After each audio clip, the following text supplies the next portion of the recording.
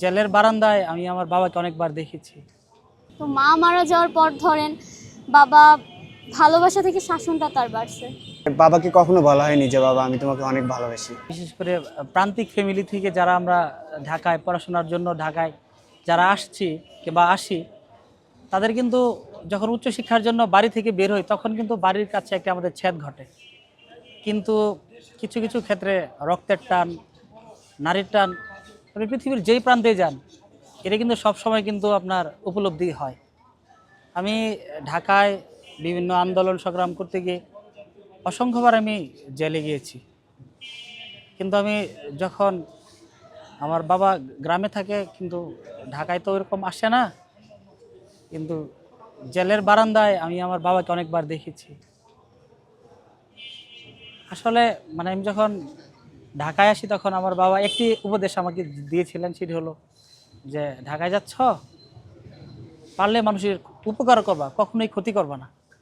আমার বাবার যে উপদেশ, এটা আসলে আমি সবসময় মনে মনে ধারণ করার চেষ্টা করি এবং আমার প্রত্যেকটি কাজে, আমার ধ্যানে, আমার অধ্যবসায়ে সবসময় বাবার এই উপদেশটুকু আমি মনে মনে ধারণ করি বা রাজনীতি সহ সকল কিছু আমি পরিচালনা করার চেষ্টা করি। আপনার কাছে বাবা শব্দ বা বাবা মানেটা আসলে কি?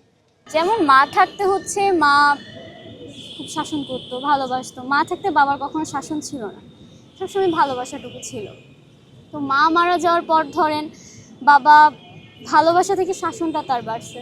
হয়তো ওই শাসনের জন্য আজকে এত ভালো মতো চলতে পারতেছে। তো বাবা আসলে কি, বাবা জিনিসটা এমন, ওনাকে নিয়ে এক্সপ্লেন করলে কখনো শেষ হয় না। আসলে বাবা খুব রাগী।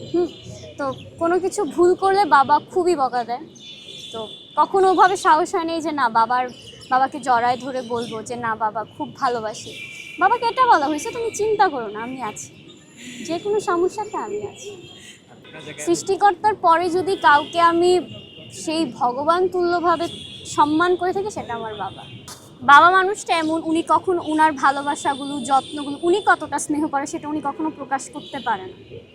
উনি কখনো মুখে মায়ের মতো বলে ফোটাতে পারে না যে না আমিও তোমাদেরকে খুব ভালোবাসি। মা যেমন বলে যে আমি তোদেরকে যেমন শাসন করি ঠিক তেমনভাবে ভালোবাসি, কিন্তু বাবা সেটা কখনো পারে না। তো বাবার সেই যত্ন, ভালোবাসাগুলি শাসনের মাধ্যমে, বোঝানোর মাধ্যমে ওভাবে প্রকাশ করে। তা আমার মনে হয় যে বাবাকে বাবা দিবসে শুধু ভালোবাসা যায় বিষয়টা এমন। বাবাকে ভালোবাসার জন্য কোনো দিবসের দরকার হয় না, সবসময় ভালোবাসা। কি বলবো, আমি যখন খুব ছোট ছিলাম একদম, আমি যখন গ্রামে, আমার জন্মস্থান হচ্ছে রংপুর জেলায়, রংপুর বিভাগে, গাইবান্ধা জেলার পলাশবাড়ি থানায়। আমার বাবা আমাকে অনেক কষ্ট করে বড় করছে। আমরা হচ্ছে 2 ভাই 1 বোন। আমার বোন ছোট, আমার একটা বড় ভাই আছে, ও এখন বাইরের দেশে থাকে। এই যে আমাদের এই 3 জনকে আমার আব্বু অনেক কষ্ট করে মানুষ করছে। আমার আব্বু চট্টগ্রামে থাকছে অনেক বছর, থাকার পরে একা একা অনেক কষ্ট করে আপনার হচ্ছে, আমাদের সয় সম্পত্তি কিছু ছিল না প্রথমত।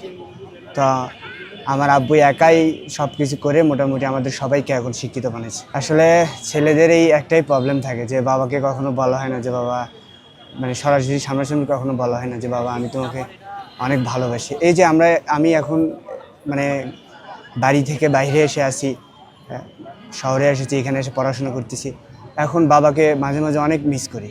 যেমন এই তো কাল রাত্রে বাবার সাথে কথা হলো, বাবাকে ফোন দিয়ে বলা হচ্ছিলো যে বাবা কাছে তেমন টাকা পয়সা নেই, যদি কিছু টাকা দিতেন তাহলে ভালো হতো। তো বাবা বলতেছে যে আচ্ছা আজকে তো রাত হয়ে গেছে, তো আমি তাহলে কালকে তোমাকে পাঠিয়ে দেবো, বাজারকে পাঠিয়ে দেবো। তো এই তো বাবাকে আমি অনেক মিস করি। আমার বাবা মা, বাবাকে বিশেষ করে বাবাকে কখনো বলা হয়নি যে বাবা আমি তোমাকে অনেক ভালোবাসি। বাবা মানে কি আপনার? বাবা মানে বিশাল কিছু। বাবা মানে একটা বট গাছ, বাবা মানে একটা ছায়া, বাবা মানে আমার অস্তিত্ব। আমি যে এইখানে আছি এটা আমার সম্পূর্ণ আমার বাবার অবদানেই আমি এখানে। আমার বাবাকে আমি অনেক ভালোবাসি ভাই।